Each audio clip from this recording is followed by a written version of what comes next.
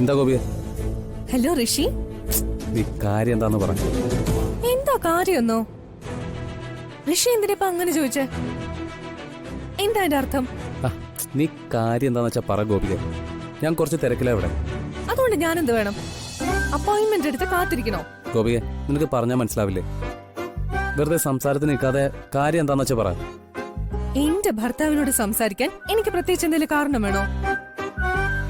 വേണോന്ന് കാരണം പറഞ്ഞാലേ ഋഷി എന്നോട് സംസാരിക്കുള്ളൂ. എന്റെ പൊന്നു ഗോപിക, ഞാൻ അങ്ങനെയൊന്നും ഉദ്ദേശിച്ച് ചോദിച്ചല്ല. ഞാൻ ഇപ്പോ ഓഫീസിൽ വന്ന് കയറിയുള്ളൂ. ഇവിടെ വന്നപ്പോ കുന്നു കണക്കിന് വർക്ക് ലോഡും. പെട്ടെന്ന് അതൊക്കെ തീർക്കണം. ഞാൻ അതിന്റെ ശ്രദ്ധയിലായിപ്പോയി. അതുകൊണ്ടാണ് നിന്നോടുള്ള ചോദ്യം അങ്ങനെ ആയി പോയത്. നീ ഒന്ന് ക്ഷമിക്കൂ ഗോപു. എപ്പ വിളിച്ചാലും ഇങ്ങനെ തന്നെയാ. തിരക്ക് തിരക്ക് തിരക്ക്. സാധാ സമയം ഓഫീസിലെ കാര്യം നോക്കി ഇങ്ങനെ ഇരുന്നാ മതിയോ? ഇവിടെ ഇങ്ങനെ ഒരാളും ഉണ്ടെന്നുള്ള ചിന്ത ഈയിടെയായിട്ട് ഋഷിക്ക് തീരെയില്ല. നമ്മൾ തമ്മിൽ ശരിക്കൊന്ന് സംസാരിച്ചിട്ട് എത്ര ദിവസമായി? ഋഷിക്ക് ഇപ്പൊ എന്നോട് സംസാരിക്കാൻ സമയവുമില്ല, താല്പര്യവുമില്ല. എത്ര ദിവസമായി നമ്മൾ ഒരുമിച്ച് പുറത്തേക്കൊന്ന് പോയിട്ട്? ഋഷിക്ക് ഇപ്പൊ എന്നോട് ആ പഴയ സ്നേഹമോ പ്രേമോ ഒരു മണ്ണം കെട്ടയില്ല.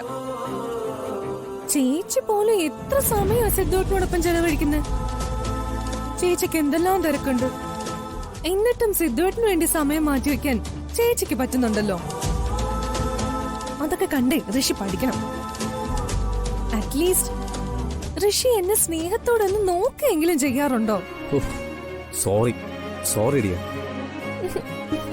ഇവിടുത്തെ തിരക്ക് കാരണോ ഗോപിയൊക്കെ എന്നെ വല്ലാണ്ട് മിസ് ചെയ്യുന്നത്. സാരമില്ല, ഇനി ഞാനത് ശ്രദ്ധിച്ചോളാം. എന്റെ പൊന്നിന് വേണ്ടി ഞാൻ സമയം മാറ്റി വെച്ചോളാം. വേണ്ട, സോപ്പൊന്നും വേണ്ട. സോപ്പൊന്നും അല്ലോടോ. ഇനി തന്റെ കാര്യം കഴിഞ്ഞിട്ടേ ബാക്കി എന്തോ ഉള്ളൂ. ശരി, പുന്നാരമുത്തിന് എന്താ പറയാനുള്ളത്? മുത്ത് പറഞ്ഞോ? ആ ഋഷി, അത്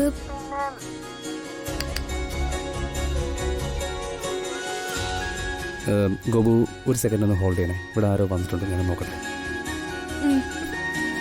യെസ്, കമിങ്. ഗോപിക, ഒരു മിനിറ്റ്.